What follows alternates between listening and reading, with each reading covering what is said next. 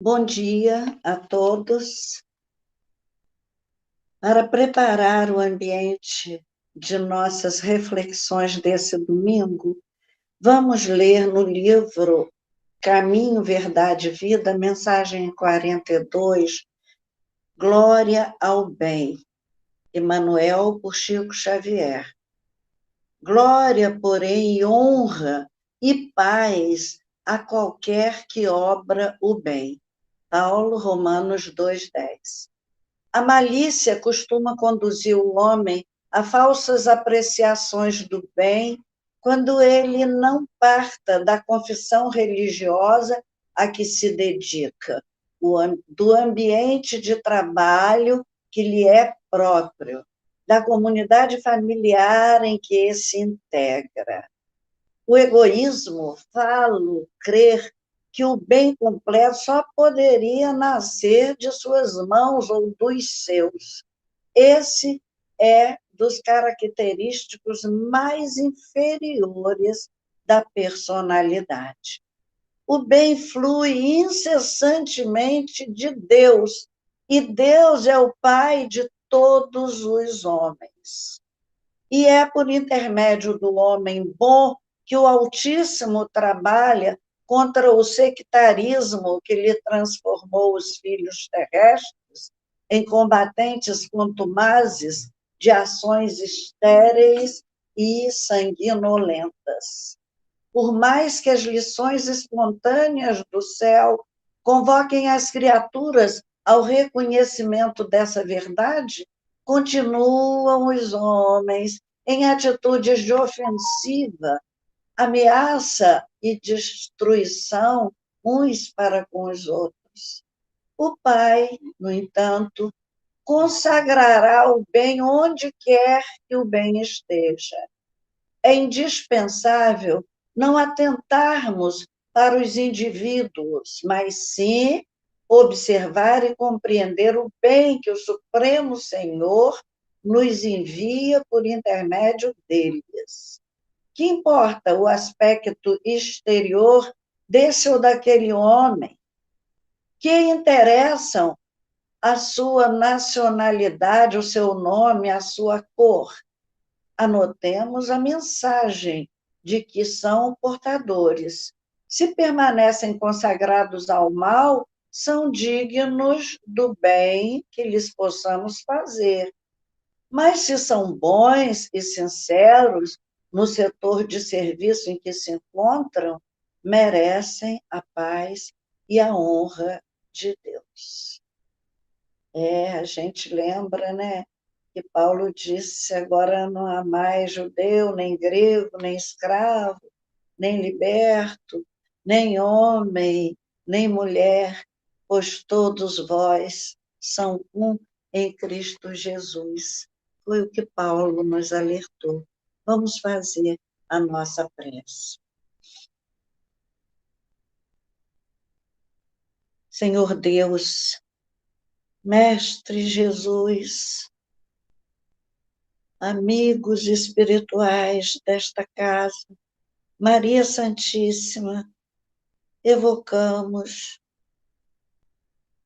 os nomes sagrados para a nossa vida, a fim de que nessa hora possamos nos entregar à tarefa junto às criaturas humanas, nessa hora vivendo tantos sofrimentos, tantas saudades.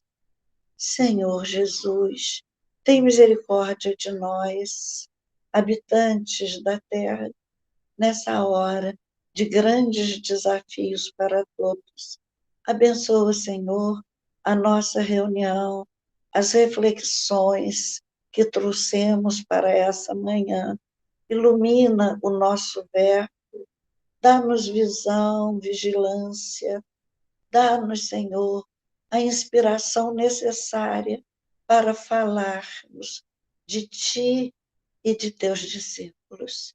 Fica conosco, Jesus, e ampara-nos o verbo incipiente, pobre ainda, que assim seja. Bem, nós hoje tentamos falar dos que seguiram Jesus, discípulos, seguidores, apóstolos, que posteriormente se fizeram trabalhadores da seara de Jesus. Imaginemos, pelo conhecimento bíblico, Jesus andando agora entre nós aqui na Terra.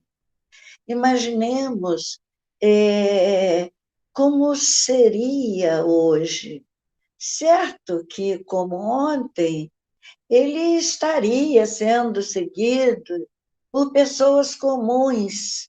E, além dessas, como nós, pessoas comuns, talvez o seguissem hoje os doentes, os curiosos, os loucos, os obsidiados, os cegos, os paralíticos, os injustiçados pelos homens desse mundo, injustiçados pelas leis, as pessoas carentes em busca de um afago e até mesmo as pessoas portadoras das doenças que hoje nos afligem tanto, né? Tem tanto medo na gente, a dengue, a chikungunya, o coronavírus, né? Que tem destruído tanto aqui na Terra os homens. Também há aqueles portadores de transtornos mentais dos mais diversos, que nessa hora atingem também a humanidade.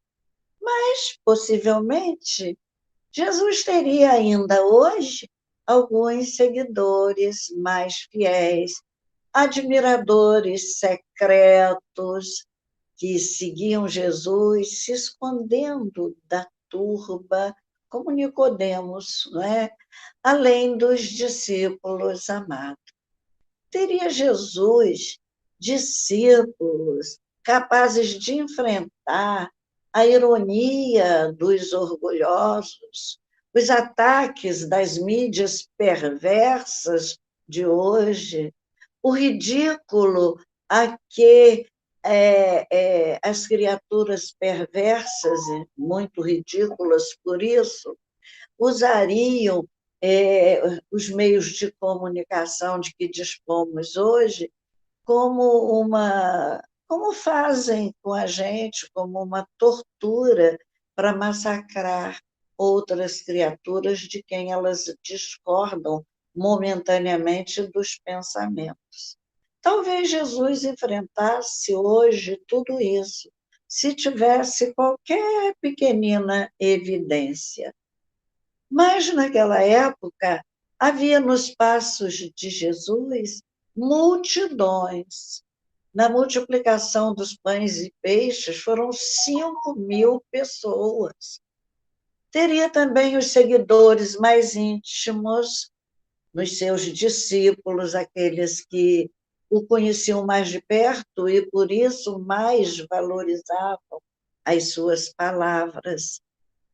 Acho que Jesus teria hoje também amigos como Marta, Maria e Lázaro, pessoas a quem Jesus amava muito. Muito triste viver sem um amor aqui na Terra. E esse amor dos amigos é um amor sagrado. A palavra amigo traz no radical o mesmo, traz o mesmo radical da palavra amor. E analisando todos esses grupos, questionamos-nos ou questionemos-nos agora em que grupo nós nos inseriríamos nos dias atuais. Claro que a maioria de nós gostaria de estar entre os amigos mais íntimos, né? Se Marta, Maria ou Lázaro. Outros gostariam de estar entre o discipulado de Jesus, os mais íntimos dele.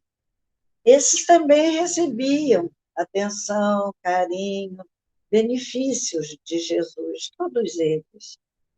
Mas nós vamos analisar hoje alguns textos de Jesus e de seus discípulos sobre o que possa clarear nossa mente, o que seriam os seguidores de Jesus, o discipulado de Jesus e o apostolado de Jesus.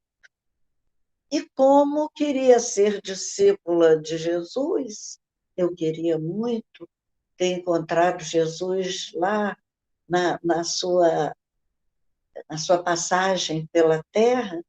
Eu imagino, eu me imagino seguindo Jesus um dia.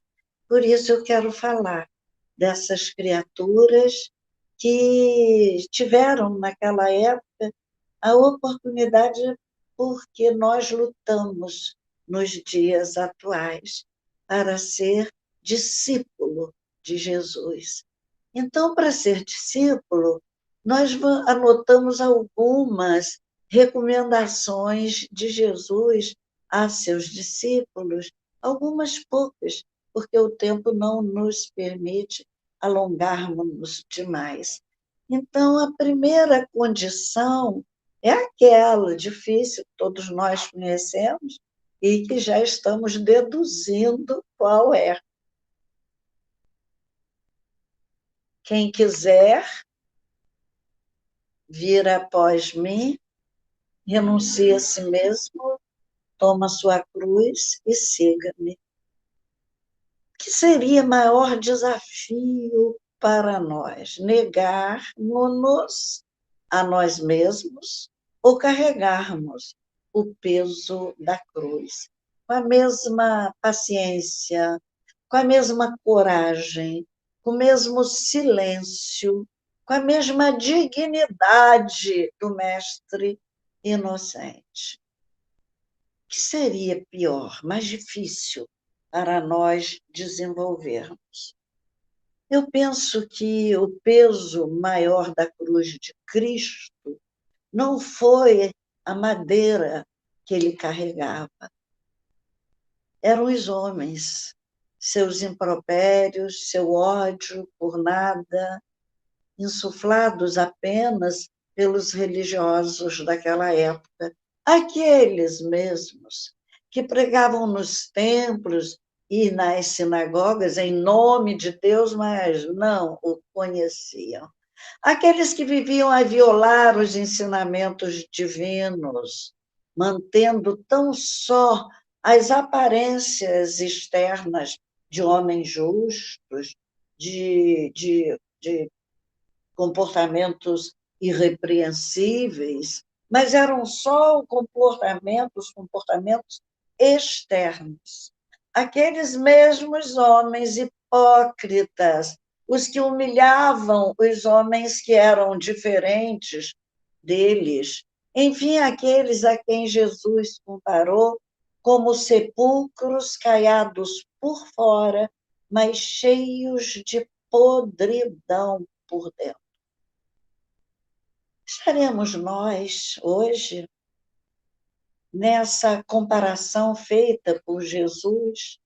Somos ainda hoje, nós, os religiosos, que falamos em nome de Jesus, sepulcros caiados por fora, mas cheios de podridão por dentro? Jesus nos dá uma orientação em Lucas 14, 27.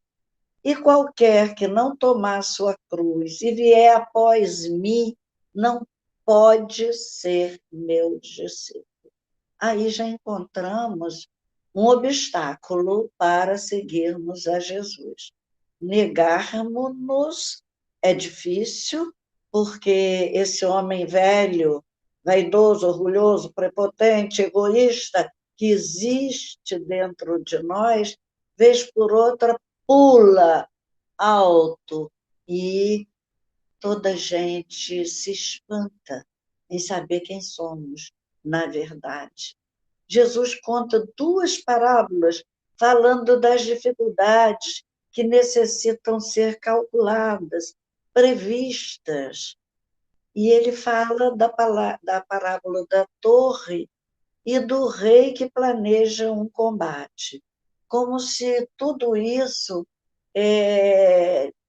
devesse ser planejado, ou seja, para nós não ficarmos no meio do caminho, devemos calcular bem as nossas dificuldades de negarmos-nos e as nossas dificuldades de empunharmos a nossa cruz nos nossos ombros e caminharmos à vista de todos.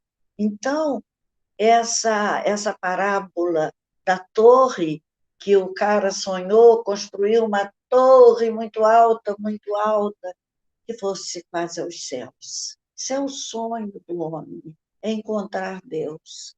E ele não fez um cálculo de quanto gastaria, e a obra ficou parada no meio do caminho, e as pessoas riam, criticavam dele, porque ele não planejou o seu trabalho. Ou como aquele que planeja um combate e não se prepara convenientemente para isso. Qual é o nosso preparo para negarmos-nos? É a humildade. E isso é difícil para o homem da terra ainda. Então, negar-se seria quase impossível, porque nosso orgulho pesa muito em nosso coração e o nosso coração quase nem suporta. Então, negar-se seria renunciar ao homem que já fomos e fazer nascer em nós um homem novo, com uma convicção diferente, deixarmos a vaidade, o egoísmo, por vezes cruel até, e principalmente cruel para conosco mesmos, quando nós ferimos a alguém, quando nós humilhamos alguém, nós estamos adquirindo sofrimento para nós mesmos. Mas, infelizmente, nós carregamos, né, esse orgulho e como ele nos tem pesado. Então, tomar a cruz redentora de seus deveres, deveres familiares, deveres sociais, deveres profissionais, religiosos e muitos outros deveres, deveres com os amigos, particularmente aqueles que estão em sofrimento. E Emmanuel nos alerta. Muitos acreditam receber o madeiro das próprias obrigações, mas fogem do caminho. E muitos pretendem perlustrar os caminhos do Cristo, mas recusam o madeiro das obrigações que lhes cabe. Então, muitos até pelas dificuldades nos seus deveres familiares, vão para o grupo espírita e ficam lá o tempo maior possível para evitar a convivência com os que, lhes desagradam dentro de casa ou até do trabalho. Então, esse foi uma das anotações de Jesus para aqueles que quiserem ser discípulo. O melhor é a gente renunciar e pegar o madeiro ao mesmo tempo, e não escolher entre as suas obrigações e os caminhos de Jesus. Tudo é uma única coisa. Os caminhos de Jesus exigem de nós respeito com os nossos, exigem de nós que tomemos a cruz dos nossos deveres com as pessoas aqui na Terra.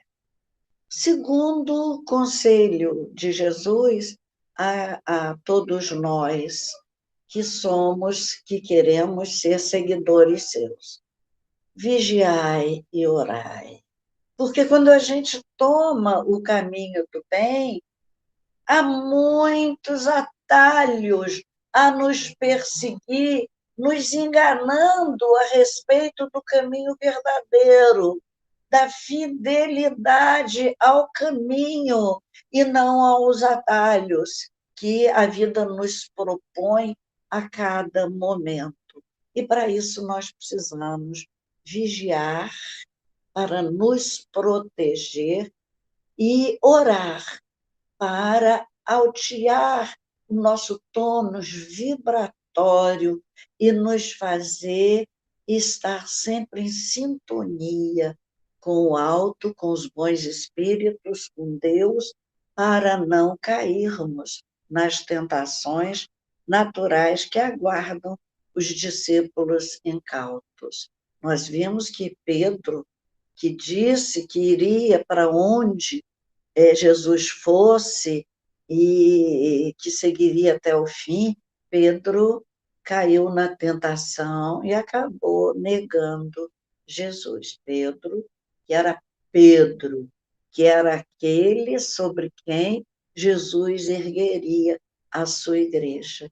Então, quem vigia é cultor do discernimento, o que o faz entender melhor a vida e os caminhos que a vida nos oferta, a fim de que façamos as melhores escolhas enquanto caminhamos aqui na Terra. E Jesus pedia, quando orar, né?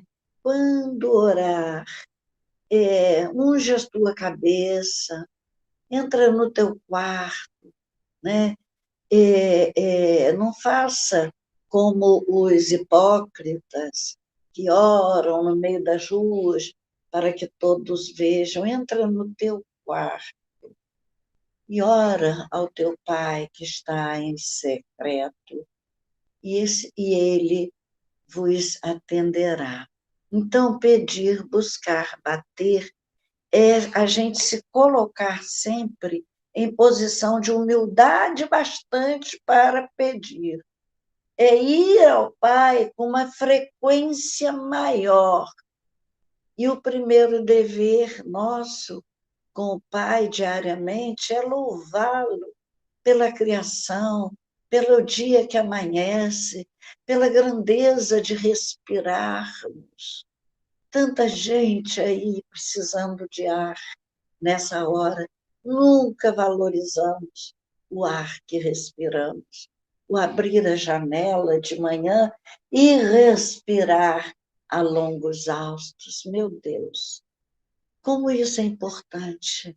Só quando caímos numa cama, dependendo de um oxigênio, sabemos agradecer a Deus e louvar a Deus pela dádiva do dia que amanhece e do ar que nos abençoa.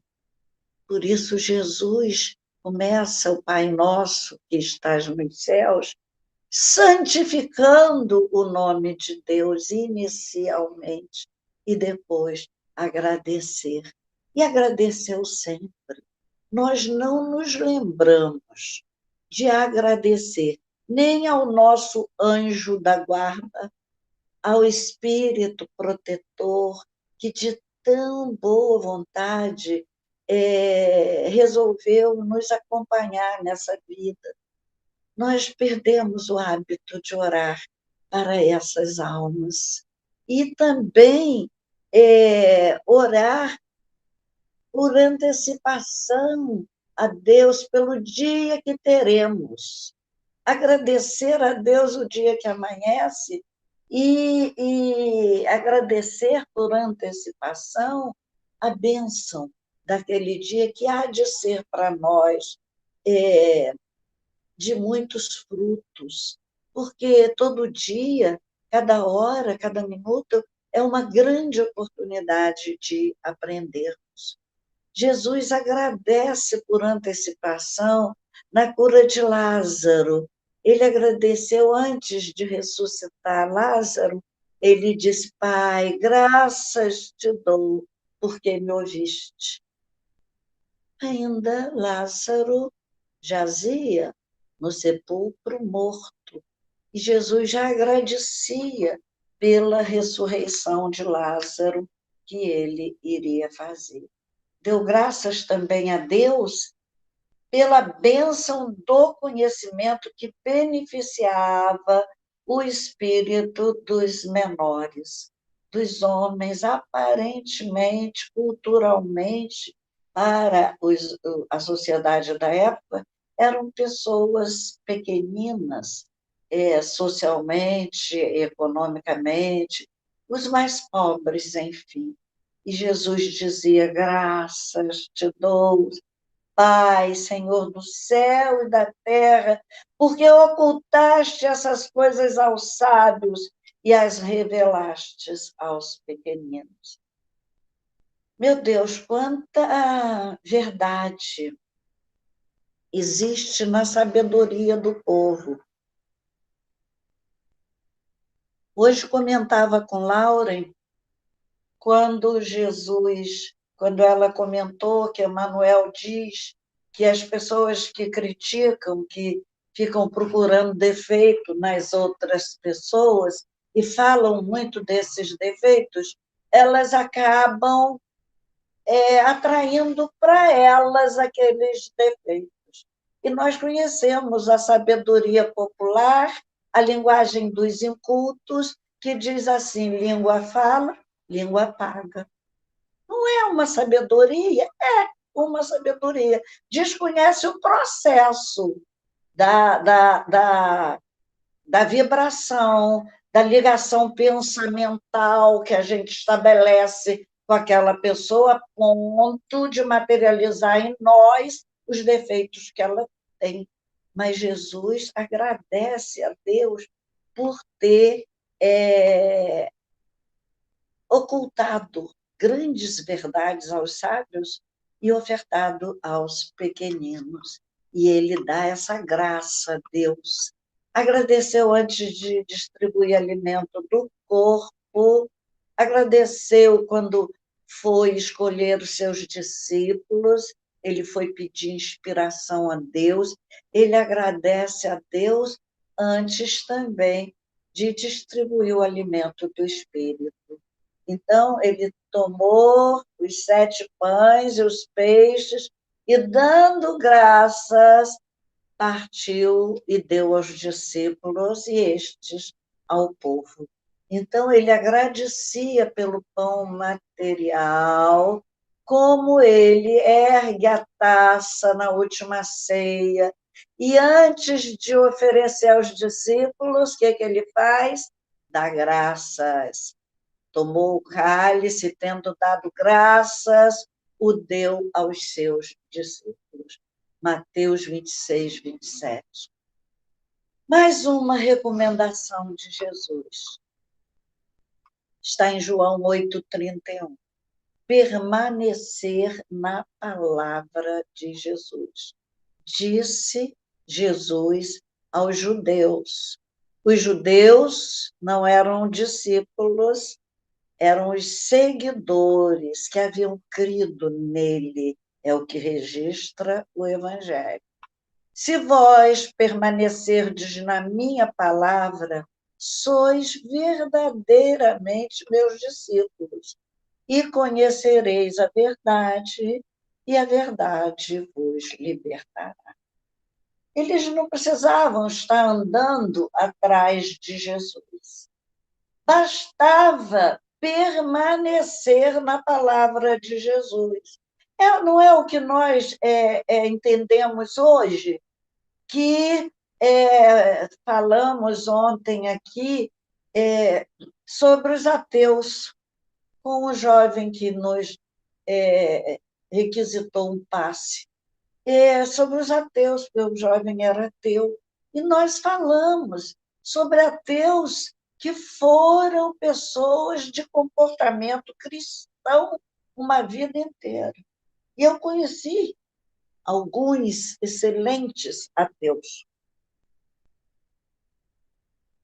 A chave é permanecer na palavra de Jesus. É seguir. Gandhi não era cristão, mas Gandhi cumpriu todas aquelas normas do Sermão do Monte. E ainda dizia: se perderem todos os livros da humanidade e só se salvar o Sermão do Monte, nada se teria perdido. Não era cristão. Se só fossem para os céus os cristãos, que seria dos nossos companheiros de vida irrepreensível, porém não cristãos? E os que morreram antes de Cristo, viram ao mundo, não seriam salvos? Né? Então, nós somos muito pretensiosos nas nossas crenças. Permanecer na palavra de Jesus, porque é a palavra de Jesus que nos liberta dessas algemas de ontem, de nosso orgulho, de nossa prepotência. A palavra de Jesus é eterna, por isso que ela é libertadora, porque vamos falar dela em todas as épocas da humanidade. Emmanuel nos diz em Fonte Viva, mensagem 173, não seremos libertados por palavras provisórias de que sejamos detentores no círculo das afirmações apaixonadas a que nos inclinemos. Muitos em política, ciência, religião, se afeiçoam a certos ângulos da verdade e transformam a própria vida numa trincheira de luta desesperada, a pretexto de defendê-la, quando não passam de prisioneiros de um único ponto de vista. Nós nos achamos sábios e discutimos política, discutimos religião, agora discute-se ciência. Ciência ser discutida nos dias de hoje, meu Deus, é muita vontade de discutir, é muita vontade de ser antagônico. Parece coisa de jovem rebelde, da adolescência, da pré-adolescência, quando quer derrubar todos os valores para exaltar o seu valor. Eu acho que muitos de nós estamos na adolescência espiritual e nos afeiçoamos a alguns ângulos de nosso conhecimento político, social, religioso, científico, e passamos a armar trincheira contra os outros que creem diferentes de nós. Cuidado! Por isso que o vigiai e orai veio antes. São ângulos pobres de um conhecimento que não temos e nem tão cedo teremos. Mais uma recomendação de Jesus para quem quer ser discípulo: frutificar, ou seja, mostrar as nossas obras, apresentar as nossas obras. João 15:8. Nisto foi glorificado o Pai, para que estejais produzindo muito fruto e vos torneis meus discípulos. Então, seguir a palavra de Jesus, vigiai e orai, apanhar a cruz, negarmos-nos para seguir a Jesus e agora frutificar. Ou seja, o seguidor de Jesus ajuda, ampara, instrui, edifica e serve-se. Isso Emmanuel nos diz. Então, onde estiver, o seguidor de Jesus será sempre um ponto de pacificação, um ponto de justiça, um ponto de serenidade. qualquer intriga, fofoca vai acabar nele, porque dali para frente não segue. Esse é o seguidor de Jesus. Emmanuel via assim um seguidor verdadeiro de Jesus. E ainda acrescenta, em palavras de vida eterna, não vale apenas sofrer, é preciso aproveitar o sofrimento. Não basta somente crer e mostrar o roteiro da fé. É imprescindível viver cada dia segundo a fé salvadora que nos orienta o caminho. Seguir Jesus é ação de cada minuto, de cada dia, de cada período, triste ou alegre, pródigo ou nem tanto de nossas vidas.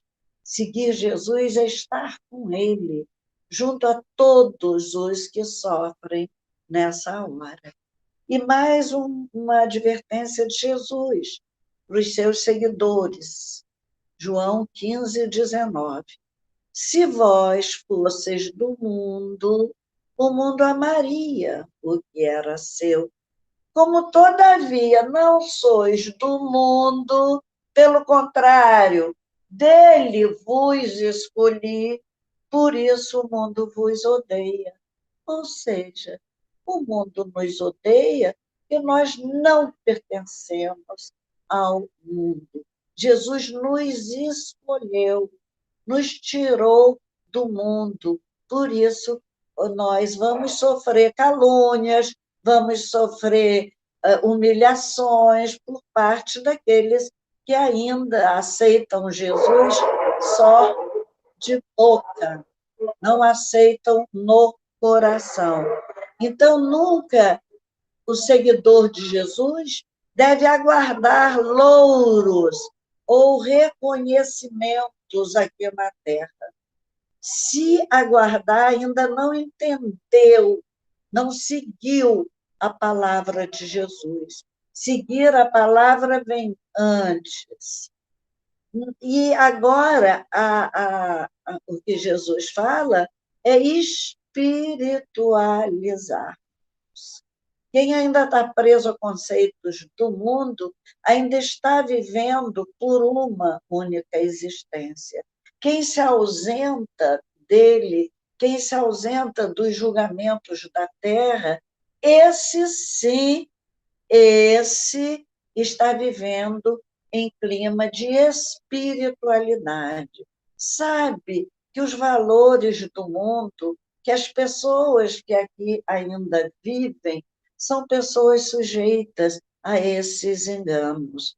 E aí falam mal umas das outras. Eu comentando ontem para um grupo lá em Orlando sobre a mulher adúltera, eu comentava que ela me ensinou muito. A partir do momento que eu escrevi A Mulher no Evangelho e que falei dessa mulher adúltera, eu tive uma transformação na minha vida. O Evangelho é transformador de nossas condutas. O Evangelho é consolador de nossas dores. O Evangelho é direcionador dos nossos caminhos para que caminhamos mais serenos, mais alegres, mais tranquilos. E eu falei da mulher adúltera, que mesmo estando ali os homens com pedras nas mãos para apedrejá-la, ela fica ali calada, aguardando unicamente o julgamento de Jesus. A partir dali, eu vi que só esse julgamento me importa. E esse julgamento de Jesus, a partir do momento que nós começamos a conhecer a sua palavra e que vamos nos espiritualizando, e que vamos vigiando e orando, e que vamos pegando a nossa cruz, negando-nos quanto pudermos e caminhando com eles, nesse momento que a gente faz tudo isso, julgamento do mundo não nos interessa mais. Eu passei a ter, eu perdi, aliás, aquela angústia.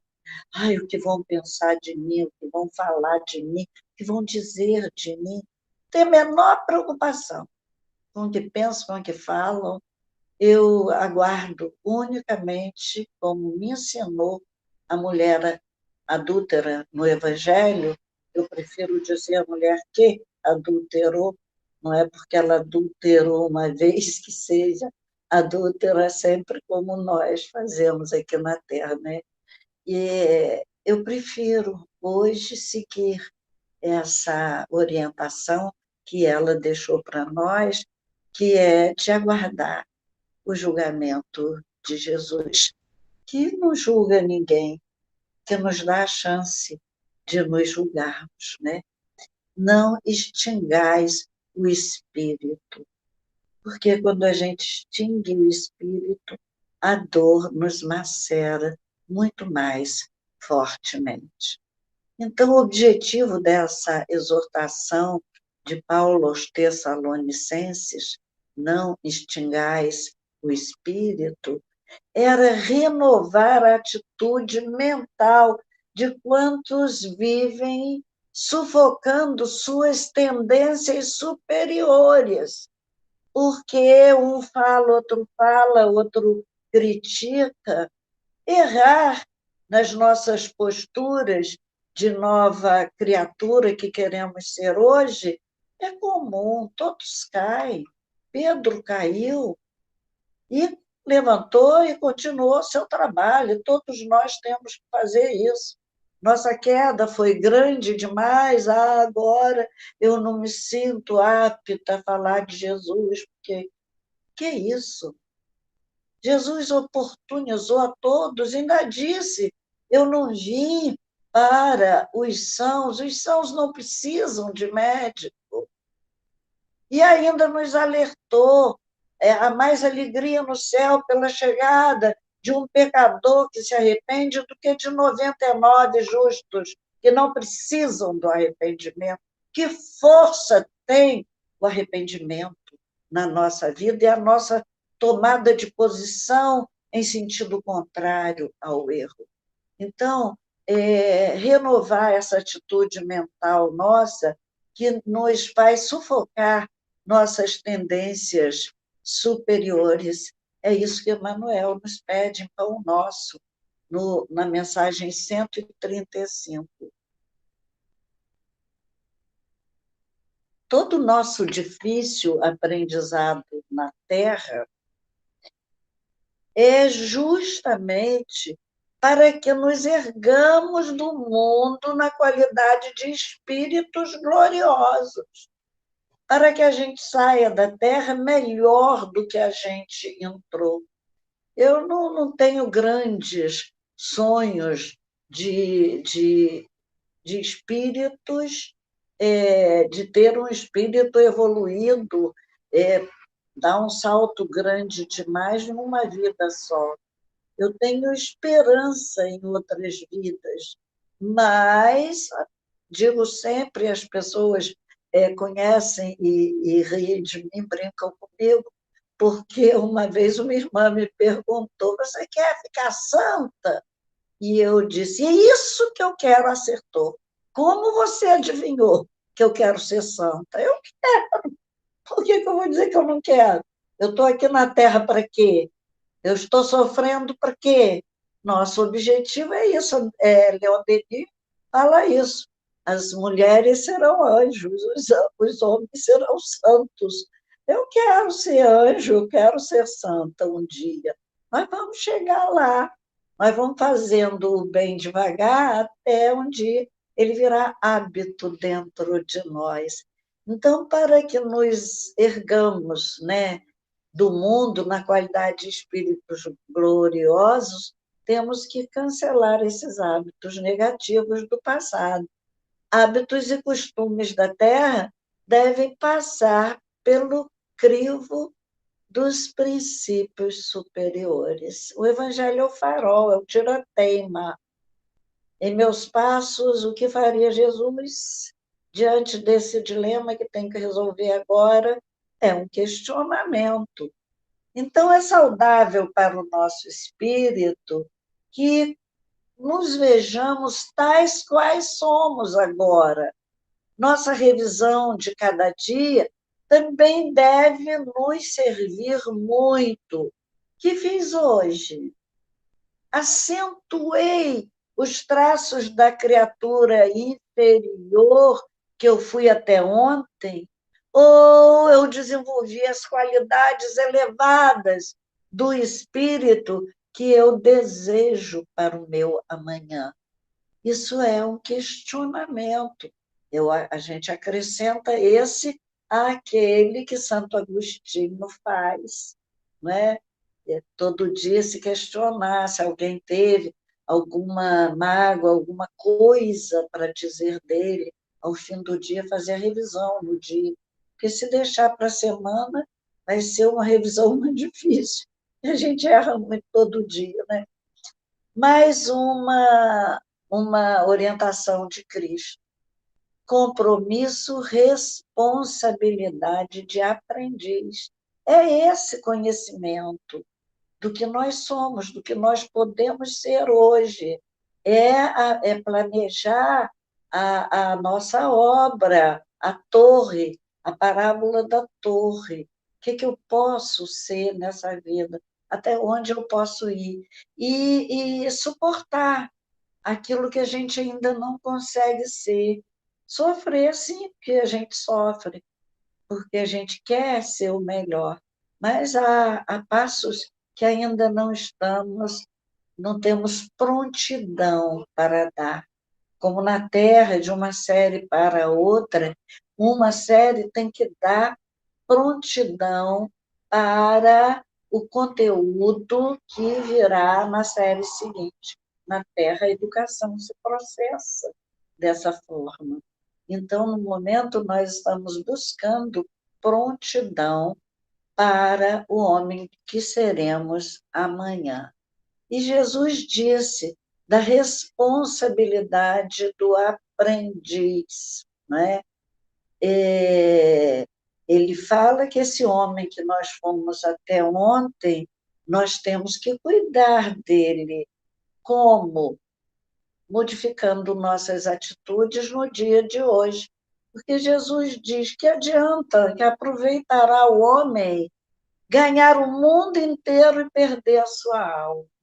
Às vezes, numa ânsia de crescimento intelectual, cultural, numa azáfama, uma correria pelo dinheiro, pelo reconhecimento das pessoas, nós acabamos perdendo pequeninas oportunidades de trabalho, de atendimento a uma pessoa que passa por nós e perdemos a oportunidade de sermos úteis àquela criatura. E ainda esse compromisso e responsabilidade de aprendiz. Jesus disse: se eu não tivesse vindo, nem vos tivesse falado, não teria esse pecado. Mas agora permanece o vosso pecado. Não tem mais desculpas, noutras traduções, para o vosso pecado. É o célebre pecado após o conhecimento, que é muito bem explicado. Eu adoro essa explicação de Emmanuel no livro O Consolador. E ele diz assim sobre isso: enquanto o homem se desvia e fraqueja, distante da iluminação, seu erro justifica-se, de alguma sorte, pela ignorância, pela cegueira. Ninguém pode ter responsabilidade pelo que não sabe, pelo que não conhece. Todavia, a falta cometida, com plena consciência do dever, depois da bênção do conhecimento interior, guardada no coração e no raciocínio, Essa significa o pecado contra o Espírito Santo. O que é o pecado contra o Espírito Santo? Porque Jesus fala, o pecado contra o Pai será perdoado, o pecado contra o Filho será perdoado, mas o pecado contra o Espírito Santo não será perdoado. Por quê? Porque a alma estará, então, contra si mesma, repudiando as suas divinas possibilidades. As nossas possibilidades são divinas, porque trazemos em nós a genética do Deus que nos criou. Então, nós temos esse lado e temos a responsabilidade com essa genética divina. Temos que fazer crescer esse Deus que habita dentro de nós. Vós sois deuses, vós sois luz. O reino de Deus está dentro de vós. Sabiamente, Deus se colocou em nós para que nós encontrássemos em determinado momento a sua linha, o seu caminho e retornasse como o filho pródigo à casa do pai. As lembranças da casa do pai impulsionaram a caminhada longa do filho pródigo, chega todo esfarrapado à própria casa, a casa do seu pai. É a grande metáfora de nosso caminhar para Deus, é a parábola do filho pródigo. Esses erros, depois do conhecimento, são mais graves, são os que nos acarretam mais culpas, porque são os mais graves da vida, porque consiste no desprezo do homem pela expressão de Deus que nele habita. Então, é Emmanuel quem diz isso. Esses erros são os mais graves da vida porque consistem no desprezo dos homens pela expressão de Deus que habita neles. Tem que correr. Discípulos e seguidores e os compromissos uns com os outros. O que caracteriza os discípulos de Jesus? Como identificá-los? Jesus nos respondeu em João 34, 35. Qual é a chave? É o amor. A chave é o amor. É um mandamento novo que Jesus trouxe à terra.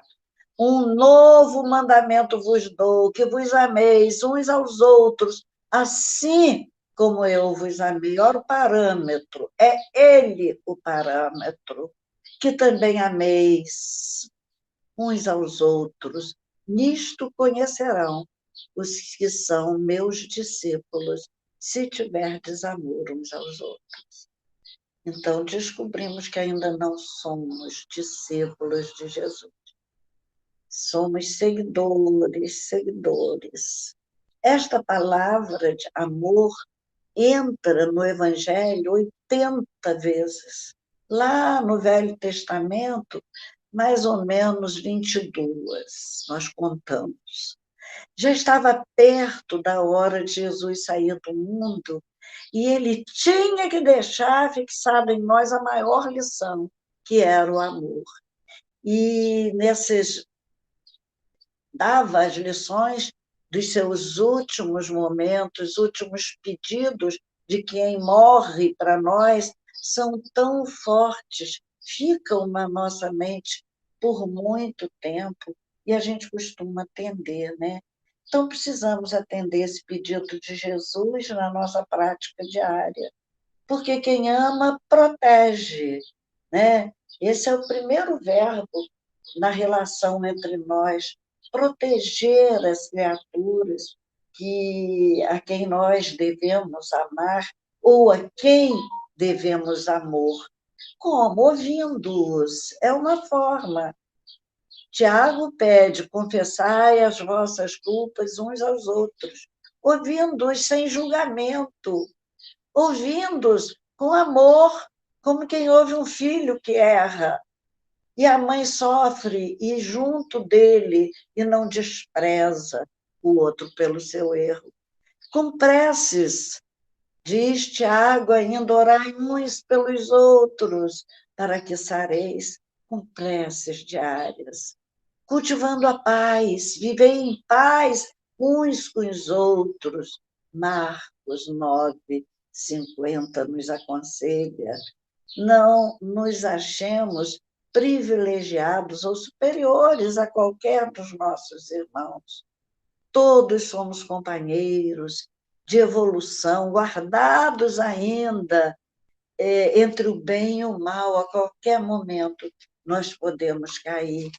E também admoestando-os quando necessário, chamando-os à razão com carinho, aconselhando-os quando eles estiverem em erro, e sendo verdadeiros com eles, sem agressão, sem grosseria.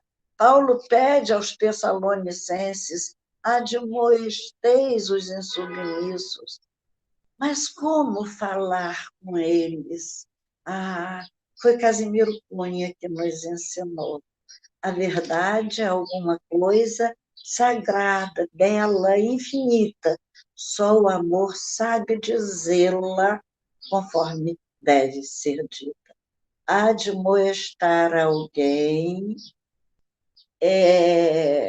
implica amor em nós por essa pessoa.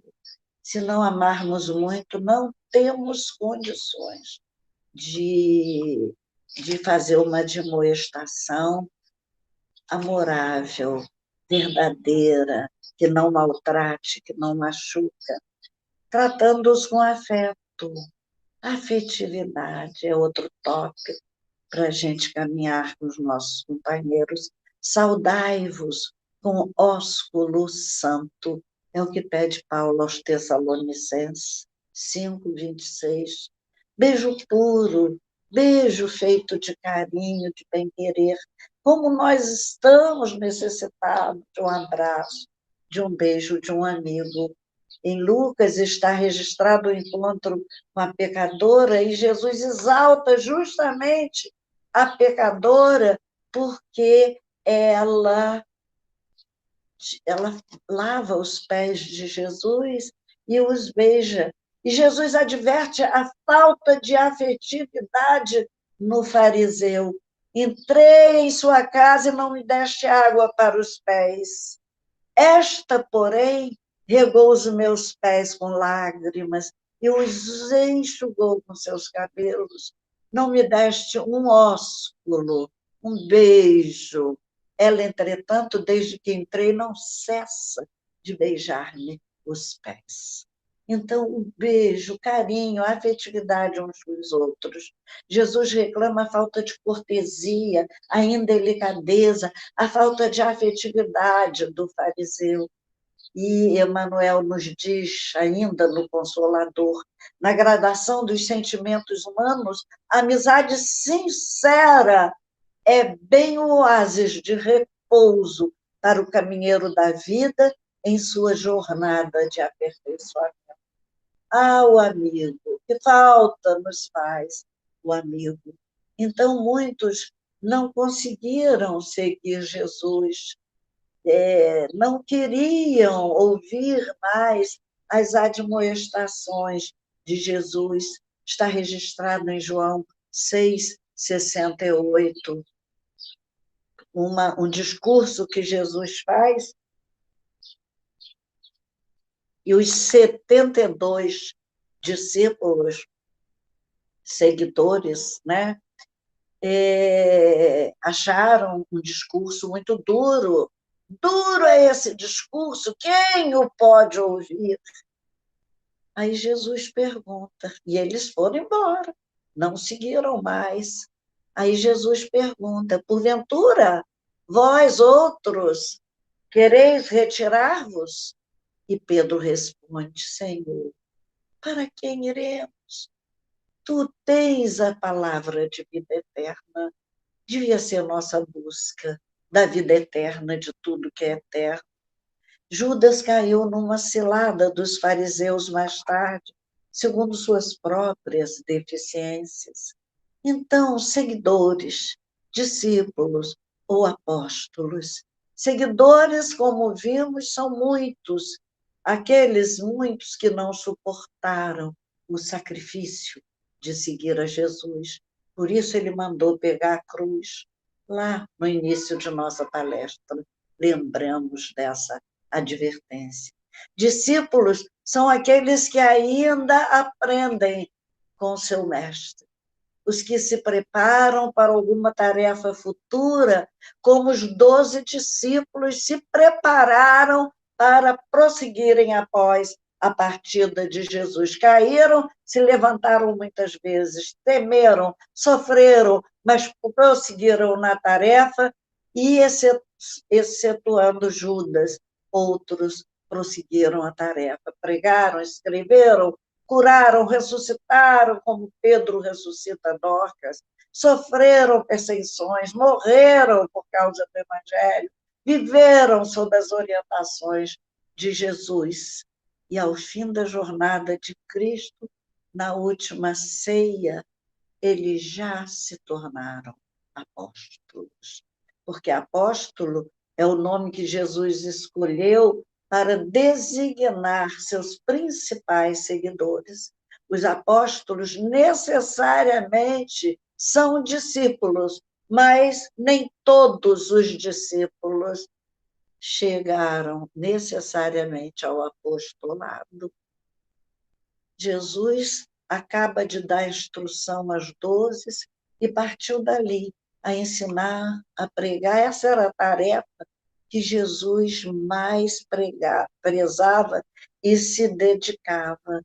E na hora da chegando a hora da morte de Cristo, é interessante ver em Lucas 22, 14, que antes João fala que Jesus deu instruções aos discípulos.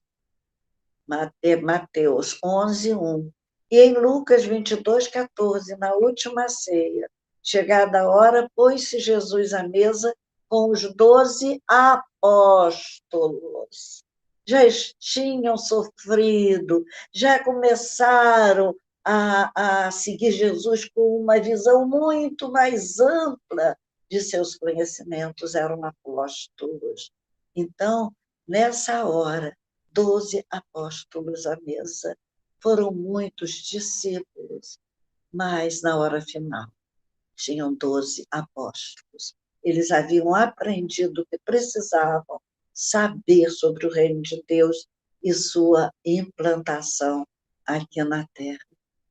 É muito interessante que Paulo foi apóstolo e Paulo pôde pregar a Jesus como apóstolo aos gentios. Jesus não deixou que os discípulos fossem aos gentios. Então, quem são os espíritas hoje? São aqueles que errando, caindo, são aqueles que trabalham um discipulado para um dia se tornarem apóstolos de Jesus. E se espera de nós hoje é o segue-me, seguir a Jesus, é dilatar o amor possível. No fora da caridade não há salvação, e só os que amam a Deus, amam a Jesus, os que estão em comunhão com Jesus, para se tornarem um dia apóstolos. Espera que a gente partilhe as emoções e os conhecimentos com os outros. Meus discípulos se conhecem, por muito se amarem. Então, o apóstolo hoje é Chico Xavier, que se tornou um grande apóstolo de Jesus, nos disse: considero o aspecto que considero fundamental da doutrina espírita é o religioso. E é por isso que nós falamos de evangelho, e é por isso que hoje nós estamos debruçados todos no evangelho de Jesus, rogando a Jesus que nos ampare a caminhada de seguidores para discípulos e para futuros apóstolos. Vamos orar. Senhor, te agradecemos as bênçãos dessa hora, podermos compartilhar o teu evangelho com outras criaturas, podermos estudar o teu evangelho na nossa amada Escola Jesus Cristo, templo de onde alimentamos a nossa fé, onde convivemos, exercitando-nos para o amor ao próximo, com os nossos companheiros de jornada, de quem sentimos tanta saudade nesses dias de pandemia. Abençoa, Senhor, a nossa casa, o nosso templo, seja conosco e ampara-nos os passos tíbios ainda no rumo do teu amor. Que assim seja.